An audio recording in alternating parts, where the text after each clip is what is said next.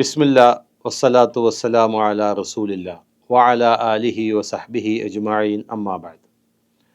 സഹോദരന്മാരെ, സഹോദരികളെ, സലാം പറഞ്ഞ് നമ്മളൊരാളെ വിടും. ഇന്നയാളോട് എൻ്റെ സലാം പറയുക, അസ്സലാമു അലൈക്കും പറയുക എന്ന് പറഞ്ഞ് വിടാറുണ്ടല്ലോ. അങ്ങനെ സലാമുമായി വരുന്ന ഒരാളോട് എങ്ങനെയാണ് മറുപടി പറയേണ്ടത്? ഒരു മനുഷ്യൻ അള്ളാഹുവിൻ്റെ പ്രവാചകൻ സല്ലല്ലാഹു അലൈഹി വസല്ലമിൻ്റെ അടുക്കൽ വന്നിട്ട് പറഞ്ഞു, എൻ്റെ വാപ്പ നിങ്ങൾക്ക് സലാം പറഞ്ഞിട്ടുണ്ട്.